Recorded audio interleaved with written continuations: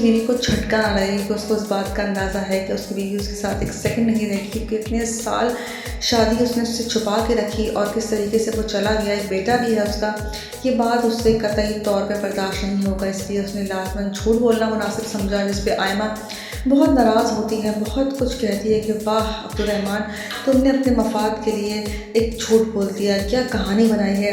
जिस पे वो खामोश रहता है, कुछ नहीं कहता। जिस पे वो अब्दुर्रहमान से कहती है कि मेरी जो है वो ये तरबियत नहीं है कि मैं किसी से दगा करूँ, झूठ बोलूँ, और मुझे ये सब कुछ नहीं समझ आ रहा। लेकिन वो फ़िलहाल अपने बेटे के लिए सब कुछ बर्दाश्त कर रही होती है। वो घर भी इसलिए छोड़ती है क्योंकि फौजिया परवीन की ऊपरी सीधी बातें सुन के वो थक चुकी होती है, उससे मज़ीद बर्दाश्त नहीं होता। इसलिए वो यही फ़ैसला करती है कि वो अब्दुर्रहमान के साथ रहेगी। व्यूअर्स, क्या आयमा सच बोल रही है? क्या आयमा को वाकई में कैंसर है और कैंसर के बाद उसका मर्ज़ लाइलाज है? क्या आयमा ज़िंदगी की तरफ लौट आएगी? आयमा बहुत ही ज़्यादा परेशान होती है जब वो वहाँ पहुँचती है। वो सब कुछ देख रही होती है, जो कुछ भी अब्दुर्रहमान अपनी बीवी से कहता है वो ये देख के बहुत डिसअपॉइंट होती है, और उसे ऐसा लगता है कि वो शायद किसी को धोखा दे रही है, झूठ बोल रही है, दगाबाजी कर रही है। वो अपने शौहर से कहती है अब्दुर्रहमान, मुझे ये सब कुछ पसंद नहीं है। लेकिन उसके बावजूद अब्दुर्रहमान झूठ पे झूठ अपनी बीवी से कहता चला जा रहा होता है कि ये मेरी कज़न है और इसका मेरा कोई ताल्लुक़ नहीं है। उसकी बीवी को भी उसकी बात पे यकीन आ जाता है और वो उसको अपने घर में रख लेती है। व्यूअर्स, आगे चल के क्या पारस इनकी सच्चाई को भांप जाएगी? क्या पारस को सच्चाई पता लग जाएगी? और सच्चाई पता लगने के बाद क्या पारस आयमा को एक्सेप्ट कर पाएगी? मुझे ऐसा लगता है ऐसा तो पॉसिबल ही नहीं है। क्यों अब्दुर्रहमान किसी लड़की को धोखा देने के बाद पूरी ज़िंदगी खुशहाली से गुजार सकता है? उसको भी सबक सीखना चाहिए, उसको भी सबक सिखाना चाहिए कि उसने किस तरीके से आयमा की कदर नहीं की। आयमा एक बहुत ही अच्छी लड़की थी और उसकी कदर ना करके पूरी ज़िंदगी उसकी बर्बाद करके अब वो कैसे खुश रह सकता है। इस ड्रामे में इसको खूब सबक सिखाना चाहिए और दिखाना चाहिए पारस को दूर करके कि वो जो है पारस के साथ भी नहीं रह सकता जब वो आयमा को अपने साथ खुश नहीं रख सकता। व्यूअर्स, आयमा की ज़िंदगी के तो चंद दिन रह गए, लेकिन क्या उसका इलाज उसको बचा पाएगा? क्या कुदरत उसको मोहलत देगी कि वो अपने बेटे के साथ ज़िंदगी गुजार सके? ये ड्रामे में आगे जाके मोड़ तो समझ नहीं आ रहा कि आखिर क्या होगा, क्योंकि अगर आयमा चली जाएगी तो बहुत नाइंसाफ़ी हो जाएगी आयमा के साथ। पूरी ज़िंदगी भी उसने कष्ट उठाया और मरते दम तक भी उसने कष्ट उठाती गई। इसीलिए इस ड्रामे में कुछ चेंजिंग होगी और आप देखेंगे कि पारस को दूर होना पड़ेगा, ना कि आयमा को। इस ड्रामे में चेंजिंग किस तरीके से होती है, अपनी राय का इज़हार हमें कमेंट में। यहाँ आयमा सब कुछ वाइंड अप करके चल पड़ती है अब्दुर्रहमान के साथ। अब्दुर्रहमान उसको अपने घर ले जाता है और जैसे ही उसकी बीवी उसे देखती है तो अब्दुर्रहमान को समझ नहीं आता कि आखिर वो कहे तो क्या कहे। इसलिए वो बेख्याली में अपनी कज़न कह देता है और ये नहीं कहता कि आखिर उससे उसका रिश्ता क्या है। वो भी उस पर भरोसा कर लेती है और भरोसा करके उसको अपने घर में रख लेती है। अब्दुर्रहमान सब कुछ देख रहा होता है, लेकिन आयमा को ये बात बहुत ही नागवार गुजरती है। उसे नहीं पसंद कि वो किसी को धोखा दे। उसकी शख्सियत में ये सब कुछ है ही नहीं। वो अब्दुर्रहमान से भी ये कहती है कि तुम ऐसा ना करो क्योंकि मुझे ये सब कुछ नहीं पसंद। लेकिन अब्दुर्रहमान कहता है कि फ़िलहाल मुझे ये सब कुछ करना पड़ेगा क्योंकि अभी वो सब कुछ एक्सेप्ट नहीं कर सकते घर वाले। वो अपनी बीवी से बहुत मोहब्बत करता है और ये सब कुछ देख रही होती है आयमा। आयमा कहती है वाह अब्दुर्रहमान, तुम अपने मफाद के लिए कोई भी कहानी किसी भी तरीके से बना सकते हो। जिस पर वो कहता है कि मैं तुम्हारा ख्याल नहीं कर सका, मैं बहुत ही कोई घटिया शौहर साबित हुआ हूँ। ये बात उसको अंदाज़ा होता है, लेकिन वो नहीं चाहता कि वो अपनी दूसरी बीवी को भी खो दे, इसीलिए वो उसको नहीं कुछ भी बताता। यहाँ आयमा चुपचाप उनके साथ रह रही होती है, उसका इलाज भी चल रहा होता है। दूसरी बीवियों से सवालात भी करती है कि किस तरीके का शौहर है कि उसको पलट के देखा भी नहीं और जानने की कोशिश भी नहीं करता।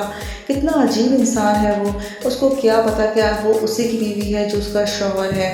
लेकिन जब उसको इस बात का अंदाज़ा होगा तो वो उसके साथ एक सेकंड नहीं रहेगी, क्योंकि ये बहुत ही बड़ा धोखा होगा उसके साथ, पारस के साथ। पारस इस बात को सोच भी नहीं सकती कि इतना बड़ा धोखा कर सकता है अब्दुर्रहमान के साथ। लेकिन फ़िलहाल खामोश है, आयमा को कुछ नहीं कहती। क्या आयमा अपने वापस अपनी ज़िंदगी की तरफ लौट आएगी या वो इस दुनिया से रुखसत हो जाएगी? यहाँ पे आयमा बहुत मजबूर हो जाती है, बेबस हो जाती है, उसके हाथ में कुछ भी नहीं रहता। यहाँ एक तो शौहर की बेवफाई ने उसको मार दिया, दूसरी तरफ उसकी औलाद, अब उसके बारे में वो सोचती है। वो कभी भी ना बुलाती अब्दुर्रहमान को, लेकिन अब मजबूरी आन पड़ी थी क्योंकि डॉक्टर्स ने उसको जवाब दे दिया था कि वो एक लाइलाज मर्ज़ का शिकार है, उसे कैंसर हो गया है और जिसका मर्ज़ जो है वो लाइलाज है। वो अपने बेटे को दुनिया के रहमो करम पे नहीं छोड़ सकती थी, इसीलिए उसने बुलाया अब्दुर्रहमान को, बुलाकर उसने अपने बेटा हवाला करने की कोशिश की।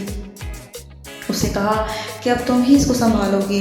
तो उसने सोचा कि शायद ये अपनी ज़िंदगी नए सिरे से शुरू करना चाहती है, इसीलिए मुझे दे रही है।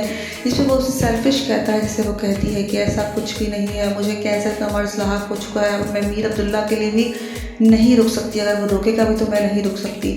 इसीलिए वो उसको भेज रही होती है। सारी तैयारियां मुकम्मल हो चुकी होती हैं, सब कुछ हो चुका होता है, लेकिन अब्दुर्रहमान आयमा को छोड़ने को तैयार नहीं होता। वो कहता है कि अगर मैं जाऊंगा तो तुम मेरे साथ ही जाओगी, मैं कह दिया तो कह दिया, इसके अलावा कोई और ऑप्शन नहीं है। यहाँ आयमा अपनी अना को छोड़ के अपने बेटे के साथ जाने को तैयार हो जाती है। वो अपने बेटे के लिए अपनी अना को भी छोड़ देना चाहती है, इसीलिए वो उसके साथ जाने को तैयार हो जाती है। घर वालों से अलविदा लेती है और वहाँ चली जाती है। वहाँ जाते ही जैसे ही उसका सामना उसकी दूसरी बीवी से होगा तो उसका रिएक्शन क्या होगा, क्या वो उसे कबूल करेगी, क्या उसको ऐसा लगेगा कि शायद अब्दुर्रहमान ने अच्छा काम किया उसको लेके आ गई, या फिर अब्दुर्रहमान से वो अलहदगी अख्तियार कर देगी। आयमा की मुश्किलात की घड़ियाँ अभी ख़त्म नहीं हुई। आयमा ने भी बहुत सी चीज़ों को फेस करना है, उसने बहुत सी मुश्किलात की घड़ियों को आगे देख के चलना है।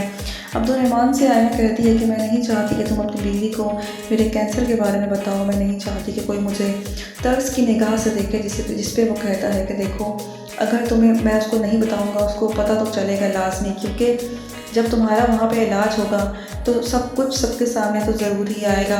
तो वो कहती है तुम कुछ भी कर लो, लेकिन मेरा मर्ज़ जो है वो लाइलाज है। क्या एमा का इलाज वहाँ पे मुमकिन होगा? क्या एमा बच सकेगी या फिर जो है वो इस दुनिया से रुखसत हो जाएगी? मुझे ऐसा लगता है कि एमा को मरना नहीं चाहिए इस ड्रामे के अंदर, क्योंकि एमा ने बहुत सी सख्तियाँ बर्दाश्त कर ली हैं और अब उसको जीना चाहिए। उसको अब्दुर्रहमान के साथ रहना डिज़र्व करती है, क्योंकि उसने पूरी ज़िंदगी बहुत सी तकलीफ़ें, बहुत सी मसाइल झेल लिए हैं। अब अगर वो मर जाएगी तो उस ड्रामे का मकसद ही ख़त्म हो जाएगा, क्योंकि वो ड्रामे की हीरोइन असल हीरोइन है, उसी ने ही इस ड्रामे में जान डाली है। अगर वो मर जाएगी तो व्यूवर्स को काफ़ी दुख होगा, इसीलिए हो सकता है कि आयमा बच जाए, आयमा को कुछ भी ना हो, क्योंकि अब्दुर्रहमान उसका इलाज कराए। और हो सकता है कि उसकी बीवी भी दूसरी बीवी भी उसको एक्सेप्ट कर ले और कहे कि वाकई में इसके साथ बहुत जुल्म हुआ है। आगे जाके आप देखेंगे आयमा के लिए मुश्किलात तो ज़ाहिर सी बातें होंगी, क्योंकि वहाँ पे अब्दुर्रहमान जब उसके पास जाएगा तो आयमा को तकलीफ़ भी होगी। फ़िलहाल आयमा उससे दूर थी, लेकिन अब आयमा को मोहब्बत भी है अब्दुर्रहमान से, जो पूरी ज़िंदगी उसने अब्दुर्रहमान के नाम पे गुजारी है। व्यूअर्स देखना ये कि क्या करेगी आयमा आने वाले एपिसोड्स में, किस तरीके से आयमा इतना बड़ा गम लेके चल रही होती है, लेकिन अब उससे बर्दाश्त नहीं होता, इसीलिए वो अब्दुर्रहमान को फ़ोन करके बुला लेती है। अब्दुर्रहमान जैसे ही आता है उससे कहती है तुम मीर अब्दुल्ला को अपने साथ लेके जाओगे, मैं उसे नहीं रख सकती।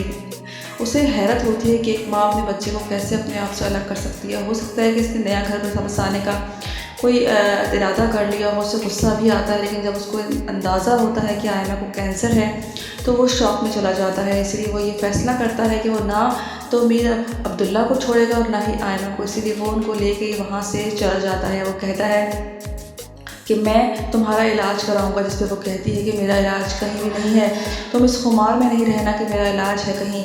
व्यूवर्स आप देखेंगे जैसे ही वो वहाँ पहुँचता है अपनी बीवी से कहता है कि मैं तुम्हारे लिए एक सरप्राइज़ है। ये सरप्राइज़ तो खैर नहीं होता, लेकिन जैसे ही उसकी बीवी को पता लगेगा कि उसका एक बच्चा है और उसकी बीवी थी इतने सालों से वो उसे धोखा देता आ रहा है, तो क्या इन दोनों के बीच में रंजिशें शुरू हो जाएंगी? क्या आयमा की वजह से इनके बीच में इख्तलाफात शुरू हो जाएंगे और क्या आयमा बच सकेगी?